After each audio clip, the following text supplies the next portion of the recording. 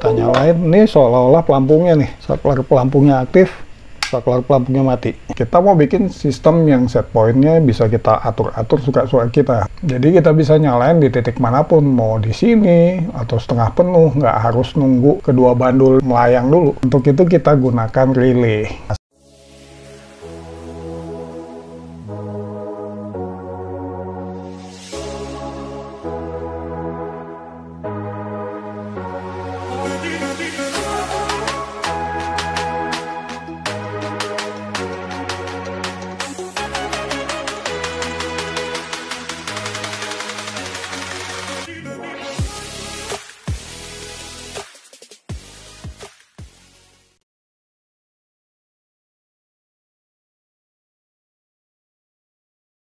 Bismillahirrahmanirrahim. Assalamualaikum warahmatullahi wabarakatuh. Kembali lagi dengan saya Tony Bagindo di channel Apa Itu. Terima kasih buat para supporter channel Apa Itu yang sudah like, share, subscribe, juga yang melakukan donasi via Saweria dan Traktir. Kalian juga dapat turut berpartisipasi agar tema-tema yang bisa kita bahas lebih lebar lagi. Linknya ada di deskripsi, silahkan dibuka aja. Kita lanjutkan pembahasan kita tentang water tank. Kemarin kita udah bahas cukup panjang tentang relay di pin D3, D4, dan D8. Jadi udah tahu kan relay tipe apa yang paling aman dan tegangan VCC-nya berapa yang aman. Kalau mau pakai external power supply, masukin ke JD VCC. Nah, kali ini kita bahas yang enteng aja deh. Selama ini kita bahas relay selalu dari sisi logic dan coil drive-nya. Kayaknya kita hampir nggak pernah bahas sisi load-nya, yaitu terminal common atau COM, terminal normally open, NO, terminal normally close, NC. Kita akan drive pompa dengan 3 terminal itu. Kapan kita pakai normally open, kapan kita pakai normally close, kita bahas aja. Umumnya konfigurasi torrent dan pompa seperti ini. Pompa ada torrent, saklar pelampung sebagai otomatis pompanya. Saklar pelampung ini cara kerjanya sebenarnya simpel. Di dalam modul ini ada per, tuas, dan ada kontak. Tuasnya ini diikat dengan benang, dan benangnya ini dikasih beban 2 bandul. Di saat kedua bandul ini melayang, beban kedua bandul ini cukup kuat untuk melawan gayanya per, sehingga kontak terminalnya akan terhubung yang kuning ini ke biru. Dengan demikian pompanya nyala. Nah, saat kedua pelampung ini mengapung di air, tensi dari benang ini akan hilang. Pernya akan memisahkan kontaknya sehingga pompanya mati. Kedua posisi ini adalah set point di mana saklarnya nyala, di sini saklarnya mati. Kita mau bikin sistem yang set pointnya bisa kita atur-atur suka-suka kita. Jadi kita bisa nyalain di titik manapun, mau di sini atau setengah penuh, nggak harus nunggu kedua bandul melayang dulu. Untuk itu kita gunakan relay.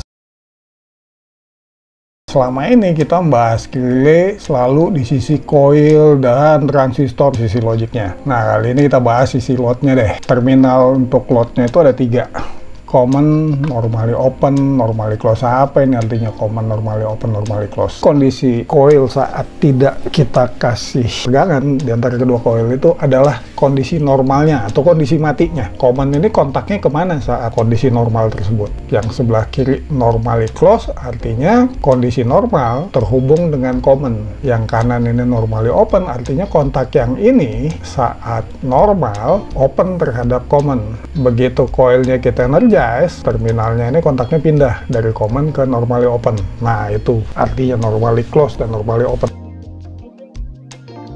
Kapan kita gunakan COM, normally close, COM, dan normally open? Prinsipnya simpel.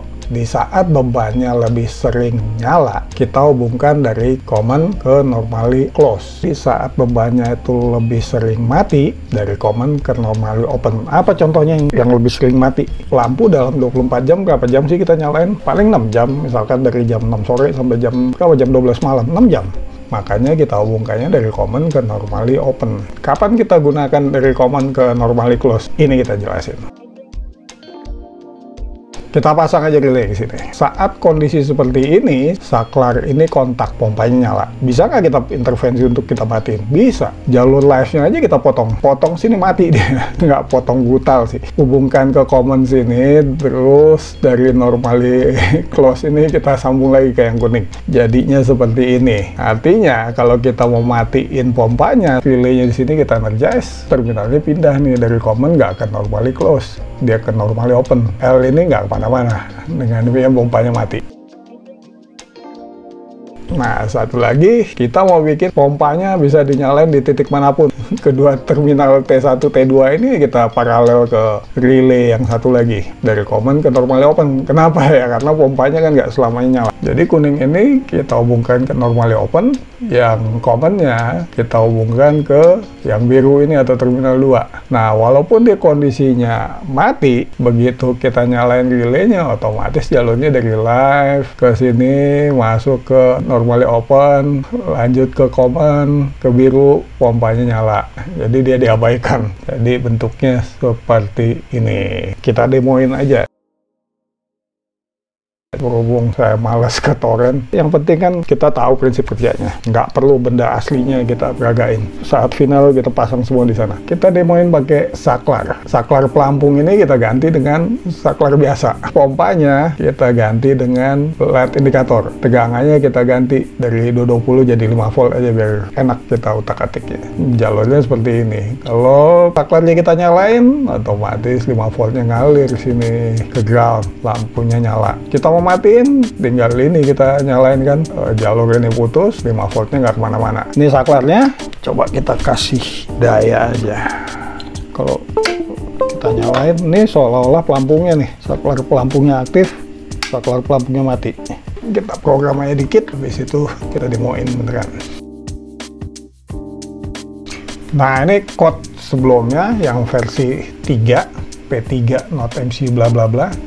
Nah, coba kita rubah sedikit. Tentu IP-nya 124, kalau yang 123 sistem live yang udah running di atas. Kita pindah ini relay 1 dan 2 ke D4 dan D8 karena kita mau demoin both selector pin D4 dan D8 dan D3 itu aman kita gunain relay modul tipe seperti ini.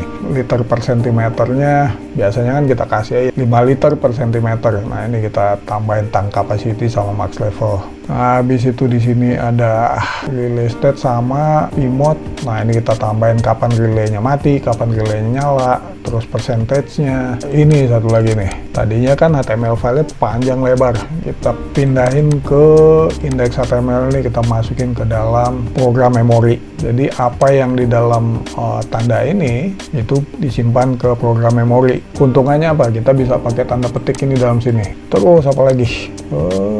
Di loopnya kita tambahin operation mode buat nentuin kapan relay nyala dan mati saat jalannya otomatis. Kalau tentang yang lain-lainnya kayaknya nggak usah kita jelasin sekarang kali ya. Kayak HTML page-nya kita tambahin button-button. Soalnya ntar videonya jadi kepanjangan. Di video WebSocket kita kan cuma kirim data dari server ke browser. Kirim data dari browser ke server nggak ada. Nah, di sini kita bikin satu fungsi lagi nih. Cuma nggak usah kita jelasin di sini, ntar kepanjangan. Kita bikin satu video aja tentang coding, lebih enak. Ini langsung kita compile aja. Oke, portnya udah di COM3, langsung upload.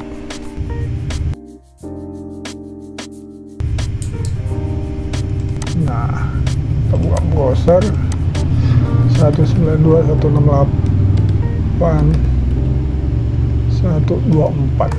Cuma ini masih teksnya masih sengaja saya bikin kayak gitu dulu, belum kita percantik. Kalau pelampungnya kita nyalain, tuh lihatnya nyala.